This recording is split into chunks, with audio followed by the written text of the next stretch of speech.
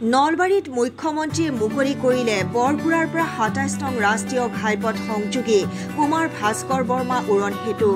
বৰগুৰাৰ পৰা ২৭ নং ৰাষ্ট্ৰীয় ঘাইপথ সংযোগী এই উৰণ সেতু নিৰ্মাণত ব্যয় হৈছে ৬৯ কোটি টকা। বিকাশৰ বাৰ্তালৈ আজি নলবাৰীত উপস্থিত হ'ল মুখ্যমন্ত্ৰী হিমন্ত বিশ্ব শৰ্মা।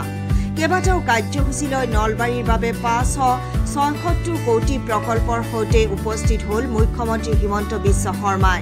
আজি বহু আকাংক্ষিত নলবাৰী বৰগুৰা ৰেলপথৰ ওপৰৰ উৰণ সেতুখন আনুষ্ঠানিকভাৱে উদ্বোধন কৰি ৰাইজৰ বাবে মুকলি কৰে। উৰণ সেতুখন ৬৯ কোটি টকা ব্যয় সাপেক্ষে নিৰ্মাণ কৰা এই উৰণ সেতুৰ নামাকৰণ কৰা হৈছে কুমাৰ ভাস্কৰ বৰ্মা উৰণ সেতু নামেৰে।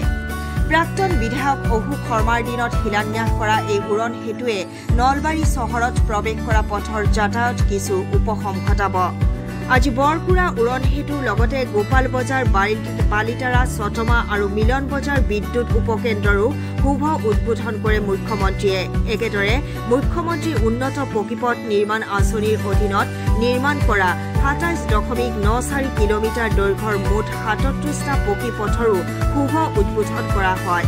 আনফালে মলজাতীয় আৱৰ্জনাৰ পৰিশোধন প্ৰকল্পৰো উদ্বোধন কৰা হয়। আজি নলবাৰী জিলাৰ দিৱস উপলক্ষত ঘোগ্ৰাপাৰৰ উৰণ সেতুৰ শিলান্যাস কৰাৰ লগতে চহৰবাসীৰ বাবে বিশুদ্ধ খোৱা পানীৰ যোগান প্ৰকল্প, নলবাৰী চহৰত ৩০,০০০ গছ পুলি ৰোপণ কৰাৰ পৰিকল্পনাৰে আৰবান ফৰেষ্ট প্ৰকল্প, নতুন আৱৰ্ত ভৱন, অত্যাধুনিক ক্লক টাৱাৰ, হাইমাৰ্কছ স্মাৰ্ট ষ্ট্ৰীট লাইট, জলসম্পদ বিভাগৰ ৩০ কোটি টকাৰ প্ৰকল্পকে ধৰি ২০টা প্ৰকল্পৰ শিলান্যাস কৰে।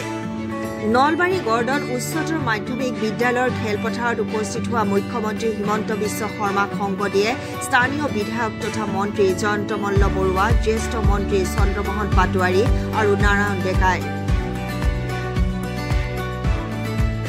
নিৰ্মাণ কৰাৰ পৰিকল্পনা কৰিছো, য'ত ৩টাকৈ স্থানত এই ধৰণৰ গছ পুলি নিৰ্মাণ ৰোপণ কৰা হ'ব।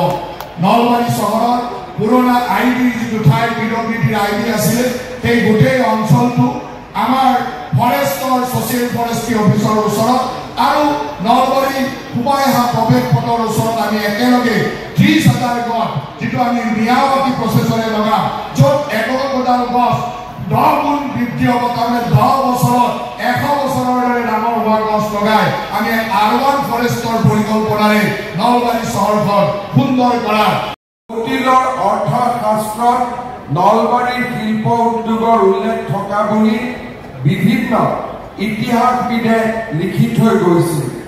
নলবাৰীৰ ইতিহাসত কুমাৰ ভাস্কৰ বৰ্মাৰ উপৰিও পাল বংশ, শালস্তম্ভৰ ৰজাসকল আৰু ভেমুৱা ৰজাৰ লগতে বহু কেইগৰাকী ৰজাৰ বিষয়ে উল্লেখ আছে। নলবাৰীৰ জীৱনী শক্তি পাগলাদিয়াৰ নৈৰ লগতে বুঢ়াদিয়া, বৰলীয়া, বৰদদী, ঘটঙা, টিহু, নলবাৰীৰ পৰা টিংকুমণি বৰ্মনৰ ৰিপৰ্ট, নিউজ ডেইলি আছাম।